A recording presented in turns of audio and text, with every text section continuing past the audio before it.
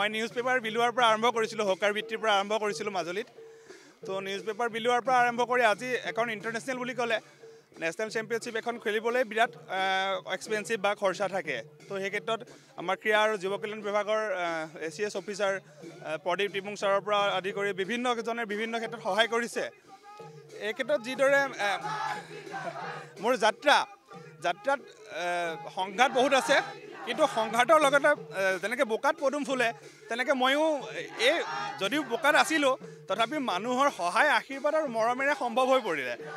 যদি মই 3বাৰ স্কুল লাইফত কলেজ লাইফত মই 3বাৰ ডিব্ৰুগড় চেম্পিয়নশ্বিপ হৈছিলোঁ, অল ইণ্ডিয়া ইউনিভাৰ্চিটি ৰিপ্ৰেজেণ্ট কৰিছিলোঁ। তো তেনেকৈ বিচাৰোঁ যাতে মানুহৰ সহায় মৰমৰ বাহিৰে এইখন সম্ভৱ নহয়। সেইকাৰণে আগন্তুক যিখিনি কৰিব বিচাৰোঁ আমাৰ মাজুলীবাসীৰ পৰা বা কোনো প্ৰত্যাহ্বান যে কেতিয়াও যিকোনো সপোনৰ ক্ষেত্ৰত বাধাৰ সন্মুখীন নহয়, এইটো মানে খুব এটা জ্বলন্ত উদাহৰণ মই দাঙি ধৰিব পাৰিছোঁ দিছ ৱৰ্ল্ড চেম্পিয়নশ্বিপ মেডেল দি। আৱেগটো মোৰ এতিয়াও খুন্দা মাৰে, আৱেগটো মোৰ এতিয়াও বৃহৎ।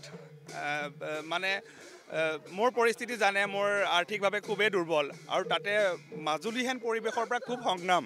আমি যদিও অসমৰ মাজত থাকোঁ, অসমৰ পৰা এটা পাৰ্টিকুলাৰ হৈ যাওঁ আমি। তাৰ পৰা মোৰ স্পৰ্টছটো খুবেই এক্সপেঞ্চিভ আৰু খুব বেছি সময়ৰ লগত জড়িত হৈ থাকে, প্ৰতিটো সময়তে ফুডৰ পৰা আদি কৰি। তো সেইকাৰণে বুকুখন খুন্দা মাৰি ধৰিছিলে। আজি মই অসমৰ পৰা গৈ মাজুলীৰ পৰা গৈ ইমান এটা সমস্যাৰ মাজতো যে মই নিজকে মোৰ এটাই উদ্দেশ্য আছিলে, মোৰ আগত মই কাকো থাকিব নিদিওঁ। মই লাগিলে গ'ল্ড ল'ম নহ'লে গৰি আহিম, কাৰণ আমাৰ ওচৰত এটাই অপৰচুনিটি থাকে, ওৱান চান্স। আমি এনেকুৱা সমস্যাৰ পৰা মাজো কোনোবাই যদি 100 টকা এটাও সহায় কৰে বা আৰ্থিকভাৱে যদি অলপো সহায় কৰে, তাৰপিছত আগলৈ যাবলৈ হ'লে আমাৰ ওচৰত এটাই অপশ্যন আছে, প্লেন A।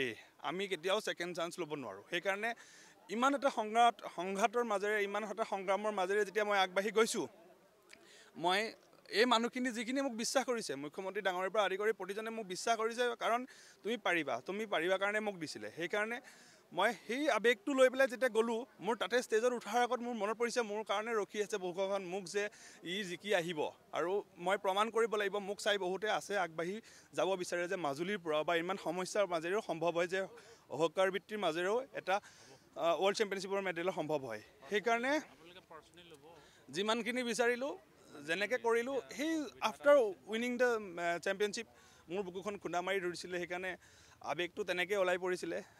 বাছ কৰি ল'লোঁ মই। সকলোৰে বিশ্বাস মই ৰাখিব পাৰিলোঁ, যোনে যেনেকৈ বিশ্বাস কৰিছিলে। কোনোবাই প্ৰথম কৃতিত্ব কাক দিবা? প্ৰথম কৃতিত্ব বুলি ক'লে শুনক, কম বেছি পৰিমাণে পৰ্দাৰ আঁৰত মোৰ কষ্টৰ আঁৰত চবেই আছে। তো প্ৰথমে মোৰ কোচৰ পৰা আদি কৰি মুখ্যমন্ত্ৰী ডাঙৰীয়া, এইখন খেলত মুখ্যমন্ত্ৰী ডাঙৰীয়াৰ খুব অৰিহণা আছিলে। তেখেতে যিহেতু ইণ্টাৰনেশ্যনেল চেম্পিয়নশ্বিপত অৰ্থৰ সমস্যাটো খুবেই এটা ডাঙৰ সমস্যা হৈ পৰে। নেশ্যনেল চেম্পিয়নশ্বিপটো মই নিজে কৰিয়ে লৈছিলোঁ। তো তেনেকৈ বহুকেইজন আছে, নিৰ্দিষ্টকৈ মই ক'ব নোৱাৰোঁ। তো গোটেই অসমবাসীৰে মৰম আছে, ছাপোৰ্ট আছে। তো বাছ।